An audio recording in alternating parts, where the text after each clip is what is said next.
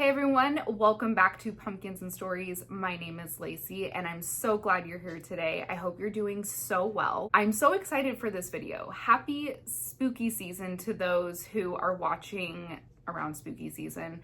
I start getting excited a little bit before September, but this year I was very strict on myself and made sure that I didn't start decorating or anything until September 1st.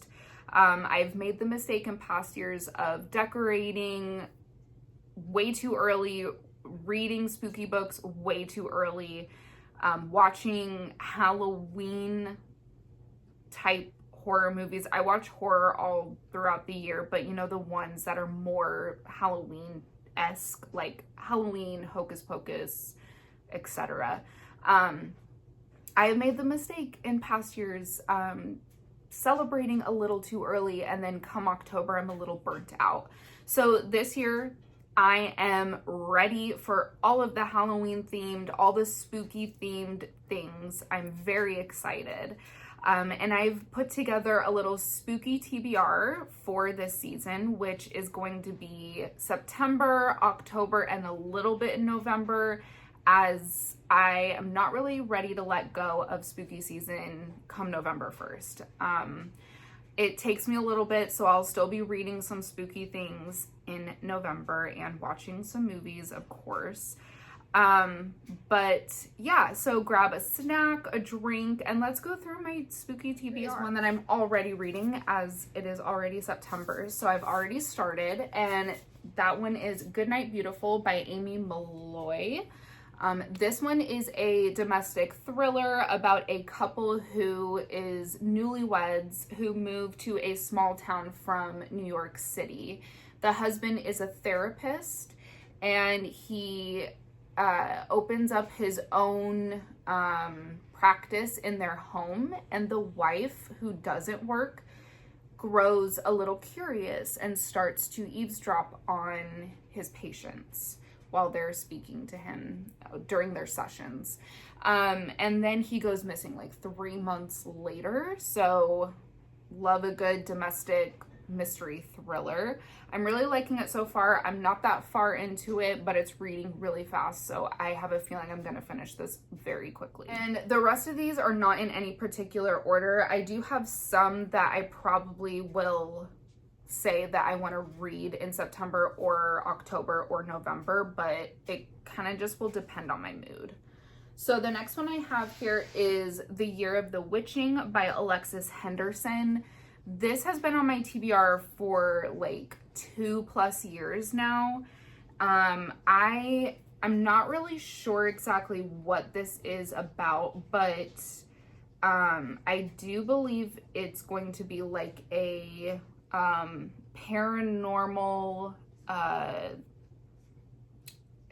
historical thriller horror book. She also has another one out, this author has another one out called House of Hunger that I'm really curious about as well, and that one's more of like a vampire story, but this one has better reviews than House of Hunger, plus I already own this one. So yeah, witchy vibes. Definitely will be reading this in October, or at least that's the plan. This one is Hidden Pictures by Jason Rekulak. This one is like a more creepy thriller mystery. I'm not really sure what this one is about. If you've known me or watched my channel before, I really like to go into books blindly. I like to know as little as possible going in. So this one, I'm not really sure what the plot is, but I mean, based on the cover alone, it looks like it's going to be creepy. I did look through, and there are some really cool illustrations all throughout the book, which I love a lot. But my sister has read this, my friend has read this, and many people rave about this book. So I'll probably get to this one a little bit sooner, probably this month. Next one, where is it? Okay, so the next one, I don't own the copy quite yet. My birthday is this coming weekend, so I have a feeling I will be accumulating a lot of books. And I have Haunting Adeline right here that I just finished yesterday. I loved this book. I'm not the biggest spicy smut reader. This wasn't my first experience with dark romance because I have already started the Mindfuck series and I'm only on the second book. I am really enjoying it. But this one is a dark romance and I was not on board.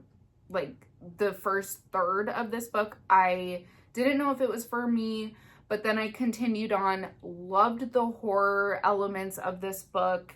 I thought it was really fun. With these kind of books, if you're not into dark romances, maybe you wouldn't like it, or if you're not into spice, you might not like it, but the horror elements of this book, it was just really, really fun. I had a good time with it, and it left off on a cliffhanger, so I'm absolutely going to be reading the second one.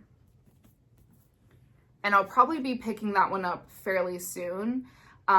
So if I don't get it for my birthday, I will be buying it for my birthday because I need to find out what happens. Next book is Mexican Gothic by Silvia Moreno Garcia. This is a historical horror novel that takes place in a isolated mansion in 1950s Mexico. That's all I really know about this one. A lot of people love this book. I have not read a book by this author, but she has put out so many good-looking books that I definitely need to start reading from her, and I thought this one is her most well-loved, or it seems like it's her most popular, so got to start out with this one. And it's fairly short, so I think I'll be able to breeze right through it. Next up, obviously had to include a Stephen King. I have Pet Sematary on my spooky TBR. This one is probably my favorite movie. Like the movie adaptation of this book is my favorite of his adaptations. It's just so creepy, so perfect for spooky season. I watch it every fall. And I think it's about time that I read the book. So I'm actually going to be buddy reading this with a friend of mine, and we are stoked to read some of his work. I have read Stephen King's books before. I've read a handful of them, and they're a little bit difficult for me to get into. His writing style is just not something that I quite enjoy. But I would like to start reading more from him in hopes that maybe I'll start to warm up to it a little bit. Next up is, I believe it's going to be more of a lighter book, a lighthearted book, and that's Spells for Forgetting by Adrienne Young. This book, I think, is going to be like magical realism, I think. And also like a bit of a mystery. So again, not really sure. The synopsis is pretty long, so I'm not gonna read that out loud, but just vibes alone, I'm thinking this one will be perfect for September. Just like a little bit of witchy, maybe some magical realism in there. And some mystery as well. So, and I've heard really good things about this book along with her other books. And yeah, I'm very excited to get to this one. Next up is kind of the oddball of this stack because of the cover alone. It's a very different tone than all of the other books I have on my list. And that's Reluctant Immortals by Gwendolyn Keist. I'm not really sure how to pronounce her name. So this one, I love the cover of it. It's very like late 60s, early 70s vibes to it. And I will read you the plot because it sounds amazing. So this is a horror novel that looks at two men, Mr. Rochester and Dracula, and the two women who survived them, Bertha and Lucy, who are now undead immortals. They're residing in Los Angeles in 1967 when Rochester and Dracula made a shocking return in the Haight-Ashbury district of San Francisco, combining elements of historical and gothic fiction with a modern perspective in a tale of love and betrayal and coercion. Reluctant Immortals is the lyrical and harrowing journey of two women as they bravely claim their own destiny in a man's world.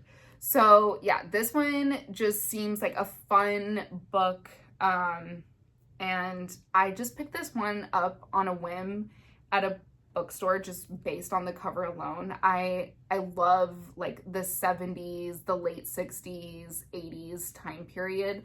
So when I saw this and saw the font and the colors, it just looked too cool not to pick up. So I'm hoping I get to this one.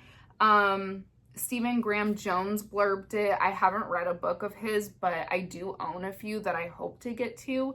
But yeah, so he blurbed it. I'm sure it's gonna be a fun one. Next up is The Familiar by Leigh Bardugo. So this one I'm thinking November.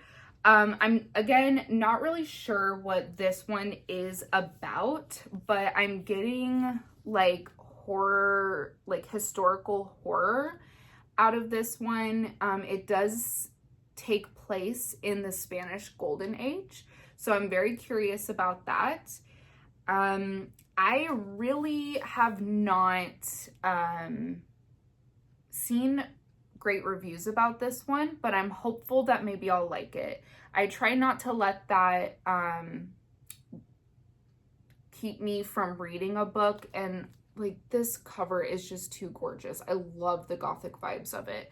So I'm hoping I love it, and I am really hoping that I do end up picking this one up because it just sounds super cozy and amazing. So the next one I don't have a physical copy of, and I'm not sure if I'm going to buy one or if I'm going to get it on my Kindle or not, because I honestly have not heard great reviews. And I'm not sure if I want a copy because the cover is fine. Like, I think it's cute and everything, but yeah, I'm still undecided. But it's The Ex-Hex by Rachel Hawkins, which is a very lighthearted, or at least it seems to be,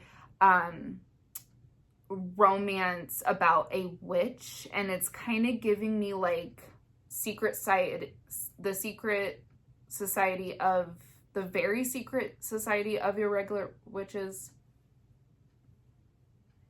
Did you get that? I'm not repeating it. That title, the book is great. I think the title is a little obnoxious, but I loved that book so much. It blew me away. I thought it was very cute. It was cozy. It was just a fun book.